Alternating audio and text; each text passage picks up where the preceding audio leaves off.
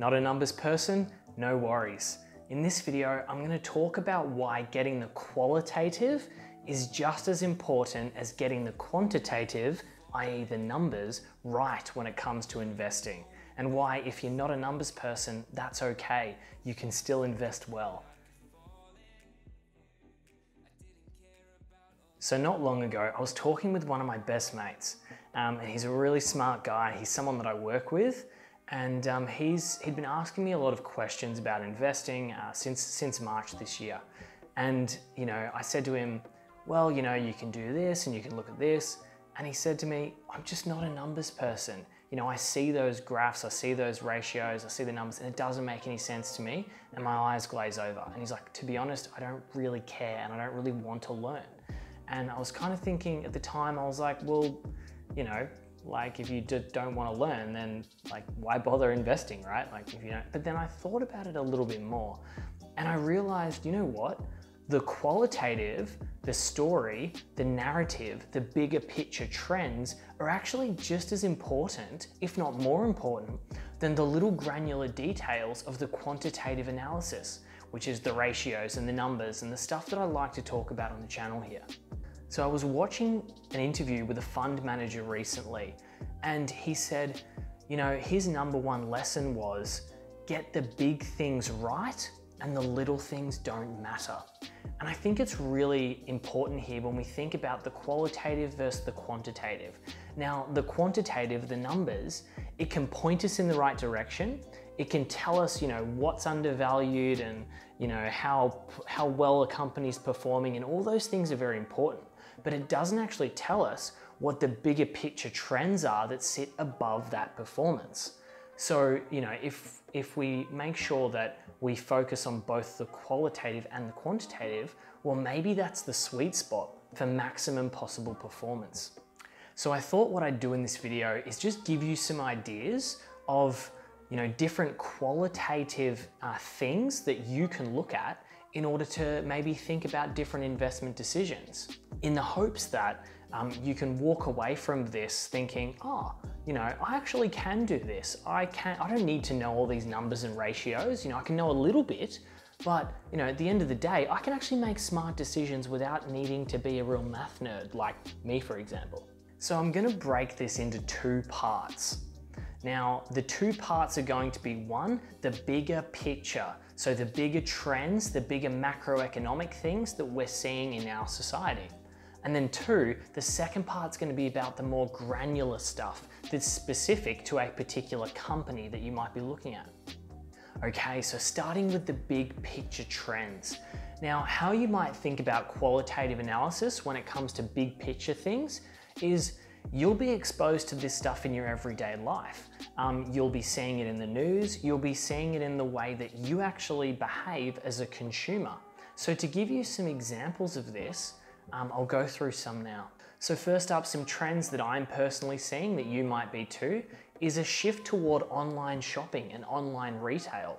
So since the lockdown here in Melbourne, this whole situation that's happened since March, it's caused a lot of disruption to the way we live our lives, and it's changed our behaviors.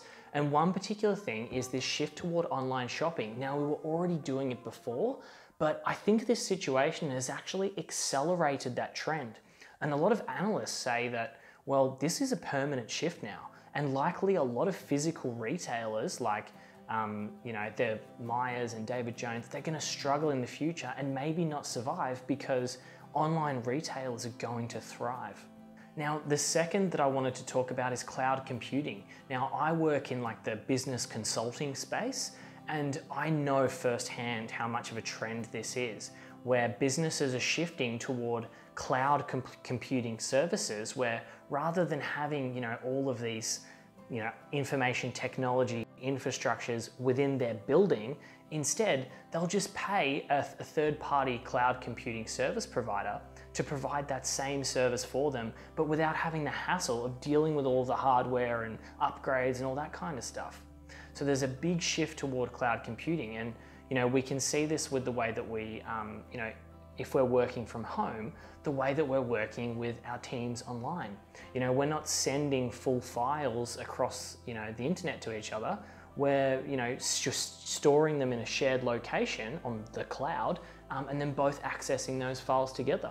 I'm personally working on a project where we've only used cloud-based services for this whole 6-month project that I've been doing with my work, and I think that's pretty big trend, and we're seeing it in our own consumption as well. So on our phones, our devices, Samsung, Apple, cloud-based storage, there's just this big shift towards cloud services. Now there are so many that I could go through, and I'd actually written down maybe like 10 different things. So if you want another video on that, then just let me know and I'll go through the rest of the list. But I'll just give one more so that this video doesn't blow out to 20 minutes long.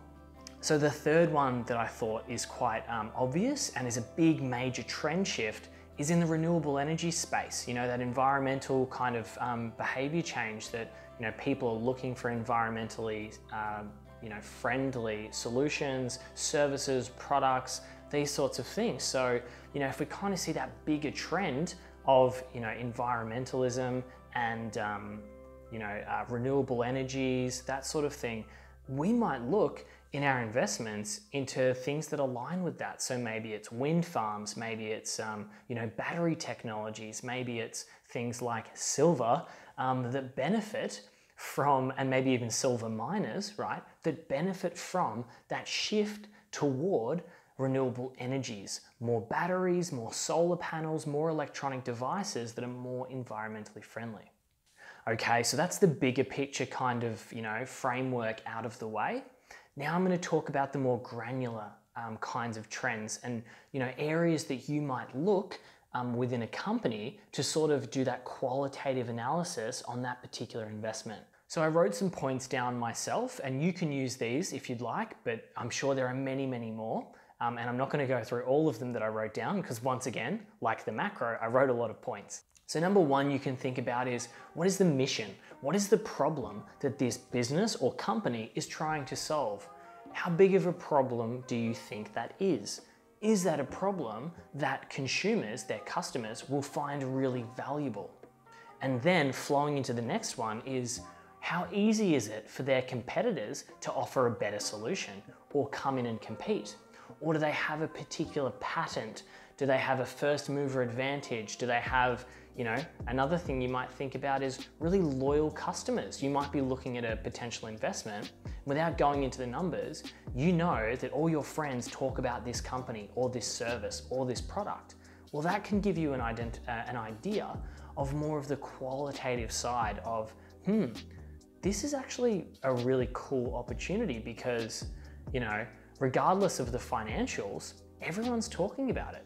I've even used it and I really liked the service. That's qualitative.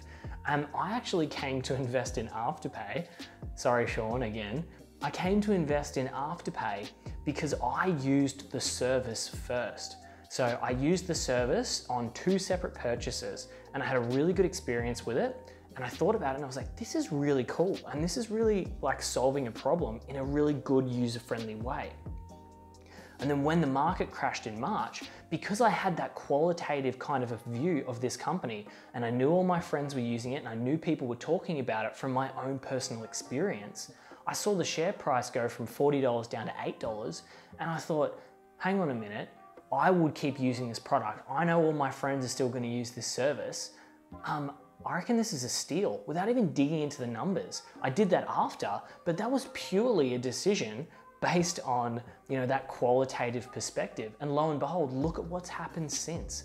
For me, that was essentially a qualitative investment decision, which I don't recommend, but it was kind of a qualitative, I'll take the risk, I'll go and investigate the numbers after, and the numbers backed up my thesis. And obviously that worked out quite well. Now, finally, something else you might think about on that more business specific level when it comes to qualitative is you might look at their social media presence. And you might look at, how in touch with their customers they are. Do they have good feedback? Do they have good positive sort of interactions and brand presence online? If that's something that you value, you might look at those things and say, their competitors are these, stale old companies that don't have a social media presence. They do. They could really disrupt their competitors because of the fact that they sort of have this edge in this age that really values, as we've talked about, that online presence, that online customer experience, that, that touch point with their users that their competitors don't. And then I know I said finally, but probably one more, which is probably the most important of all. You can look at the management team. So, you can Google the company, be it Afterpay or whatever, and then you can have a look. Well, who are the founders? Who's the CEO? Who's the, CFO? Who are the people running the company? Do they have an interest in the company's success? Do they have experience in that space?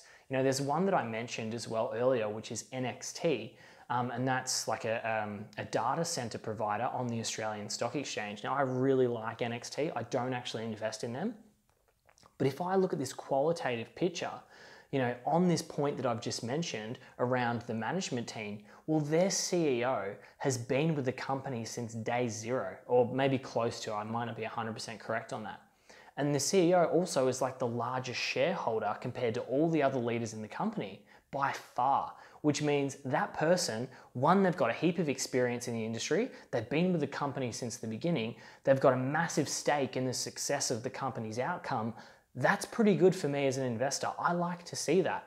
That person's entire, wealth and fortune is tied up in the success of the company. So, that's purely qualitative. There's nothing, numbers and ratios about that.